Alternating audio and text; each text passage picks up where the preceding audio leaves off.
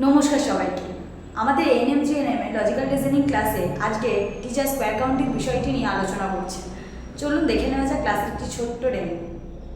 আচ্ছা, তাহলে আমাদের এক্সামে যেটা আসবে how many square in their, এরকম করে একটা ফিগার কাউন্টিং এর একটা প্রশ্ন আসবে। One question for one mark হিসেবে আসবে। তাহলে সুতরাং যেমন ধরে নাও আমি একটা স্কয়ার ডায়াগ্রাম করছি, এটা ধরে নাও একটা স্কয়ার আমি আঁকলাম। এখানে আমি এবার এটাকে রো হিসেবে এটাকে ডিভিশন করছি, ঠিক আছে? এই যে রো হিসেবে ডিভিশন করলাম, এবার আমরা হিসাব করব যে কাউন্টিং করব এখানে কতগুলো স্কয়ার রয়েছে। এই কতগুলো স্কয়ার কিভাবে থাকবে সেটা কাউন্ট করব কিভাবে? এইভাবে তো আমরা হিসাব করতে পারি যে আমি এখানে একটা হিসাব করতে পারি, এটা 1, এটা 2, এটা 3, এটা 4, এটা 5, 6, 7, 8 আর 9। এইভাবে আমি একটা প্যারালালি হিসাব করতে পারি, যেটা বেসিক্স কনসেপ্ট থেকে আমরা আসতে পারি। মিনিমাম এখানে 9টা স্কয়ার রয়েছে, 9 স্কয়ার আমি হিসাব করলাম। এই 9 ছাড়াও আমি কিভাবে তাড়াতাড়ি তৎক্ষণাৎ কিভাবে হিসাব করতে পারবো সঠিকভাবে, সঠিক আসার জন্য আমরা বেশ কিছু মেথড রয়েছে, পদ্ধতি রয়েছে। সেই জন্য আমরা একটা ছোট্ট স্মল একটা মেথড ইউজ করব। সেটা কি? আমি আগে হিসাব করে দেখে নেব প্রত্যেকটা রো কিভাবে রয়েছে, তার কাউন্ট আমরা ইস্ট টু ওয়েস্ট ধরবো বা আপার টু লোয়ার ধরবো, এইভাবে ধরে দেখবো সঠিকভাবে আছে কিনা। আমি ধরো এই রোটাকে হিসাব করলাম যে এটা আমার একটা রো আছে, এটা আমার সেকেন্ড রো হিসেবে দেখছি, এটা আমি থার্ড রো হিসেবে দেখছি। যেভাবে আমরা নিউজ পেপারে শব্দবন্ধ করি বা শব্দ ছক করে এসেছি, সেইভাবেই এটা করা আছে। এবার আমরা আপার টু লোয়ার হিসেবে দেখবো কতগুলো রয়েছে। ধরে নাও এটা একটা আমি ধরলাম রো, এটা একটা রো ধরলাম, এটা একটা রো ধরলাম।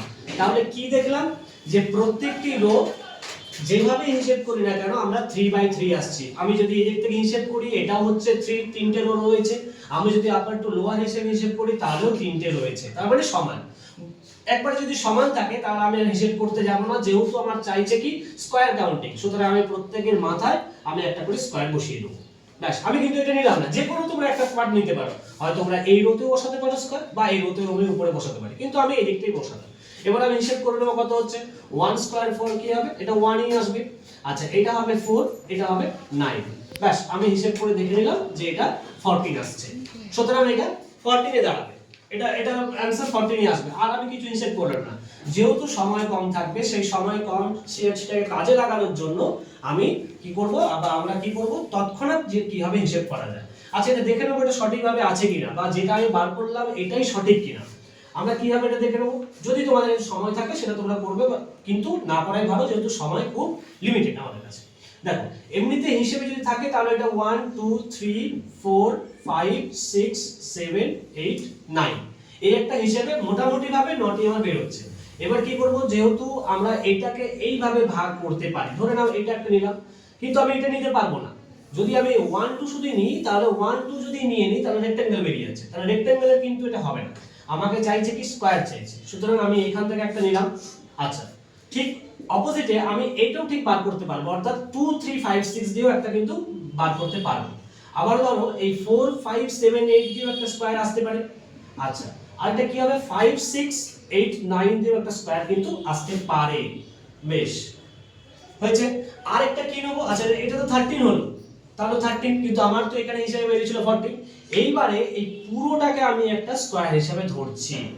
ব্যাস, হয়ে গেল 14।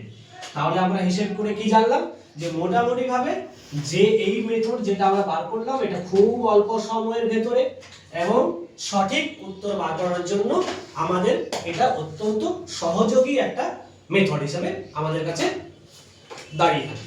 আচ্ছা, এটা ধরে নাও এটা একটা যখন প্রসেস করালাম, এবারে যখন আমরা পরীক্ষাতে যাবো বা এক্সামে যখন বসবো, যারা এক্সামিনার তারা তোমাদের কিন্তু ইন্টেলেকচুয়াল লিমিটটা চেক করার চেষ্টা করবে, তোমরা ঠিক কতটা এই কনসেপ্টটা ক্লিয়ার। যেহেতু তোমাদের 5টা টপিক পড়বে এবং সেই 5টা খুব অল্প সময়ের মধ্যেই তোমাদের হয়ে যাবে এবং খুব বেশি টাফ করার চেষ্টা করে না। ওনারা কি করবে, তোমাদের একটু জানার জন্য এখান থেকে আলাদা একটা রো নিয়ে আসবে, যাতে তোমাদের একটু সমস্যা হবে, মোটামুটি একটু ক্যালকুলেট করতে হয় পুরো বিষয়টাকে। সেটা কি হবে, ধরে না এবার তো আমার হিসেবের মধ্যে একটা গোলমেল হয়ে গেল। কারণ এর আগে পর্যন্ত আমি দেখছিলাম এদিক থেকেও 3 ছিল, এটাও 3 ছিল, কিন্তু এখানে আমি একটা এক্সট্রা একটা রো কলাম বার করেছি। এই কলামটা কি? আচ্ছা, এই কলামটা হিসাব করে দেখলাম যে এটাতে আমার কিন্তু 1, মানে এটাতে আমার একটা পুরো বেরোলো, একটা রো। এটাতে আমার সেকেন্ড রো বেরোচ্ছে, এটাতে আমার থার্ড রো বেরোচ্ছে। কিন্তু যখন আপার টু লোয়ার করব তখন দেখবো এটা আমি যদি 1 ধরি, এটা সেকেন্ড ধরবো, এটা থার্ড ধরবো, এটা ফোর্থ হিসাবে কাউন্ট করছি। এই যে ফোর্থ হিসাবে কাউন্ট করলাম তখনই আমার কাছে পুরো বিষয়টা মনে হলো যেন একটু সমস্যাপূর্ণ তৈরি করছে আমাকে, কারণ 4/3 দুটো ইকুয়াল থাকলে, যখন দুটো ইকুয়াল থাকবে তখনই বলেছিলাম যে আমি এর মাথায় স্কয়ার হিসাবে এটাকে হিসেব করব, কিন্তু এটা তো ইকুয়াল নেই। আমার আপার টু লোয়ার দেখা যাচ্ছে চারটে রো আছে, 1 2 আচ্ছা থার্ড এবং ফোর্থ, 3 এবং 4 এ চারটে লোয়ার থাকছে, চারটে রো থাকছে, কিন্তু এইভাবে তো তিনটে রো থাকছে, সুতরাং এটা হচ্ছে না। যদি না হয়ে থাকে সেই ক্ষেত্রেও কিন্তু আমি প্রসেসটা সেম রাখবো। কি করব, এখানে যেমন বেরিয়েছিল 14 আমি 14 এ রেখেছি। এবার কি করব, আমাদের জাস্ট একটু ক্যালকুলেট করে নেব যে এই যে যেটা আমরা 3/3 আগে নিয়ে নেব, 1 2 3 এবং রো হিসেবেও আপার টু লোয়ারও 1 2 3 যেভাবে হিসেবে বেরিয়েছিল সেইভাবে একটা আমি আগে হিসেব করে নেব এর ভিতরে। এবারে দেখব যেটা আমার এক্সট্রা থাকছে যে রোটা, আমি সেটাকে রোটাকে টোটাল স্কয়ার হিসাবে আগে আমি কাউন্ট করব। ধরে নাও এটা একটা, এটা সেকেন্ড এবং এটি থার্ড। এবার কি করব, এই টোটাল যে স্কয়ার বেরিয়েছে বক্সগুলো, এই ছোট যে স্কয়ারগুলোকে আমি অ্যাড করব টোটাল। ধরে নাও 3 + 2 + 1 সমান কত হচ্ছে 6 তো। এবার এই 6 আমি কি করব, এখানে এর সাথে গিয়ে অ্যাড করে দেব, যা বেরোবে সেটাই তার অ্যানসার। তাহলে টোটাল এই বক্সটার মধ্যে কতগুলো স্কয়ার রয়েছে, আমার 20 স্কয়ার রয়েছে। খুব অল্প সময়ের মধ্যে আমি এর সঠিক উত্তরটি বার করতে পারবো। ব্যাস, কিছু হিসাব করার দরকার নেই, পরবর্তী তোমরা চাইলে পরে হিসাব করতেও পারো, কিন্তু আমার মনে হয় যে যেহেতু সময় আমাদের কাছে লিমিটেড, সুতরাং এই মেথডে যাওয়াই সবথেকে ভালো। বেশ।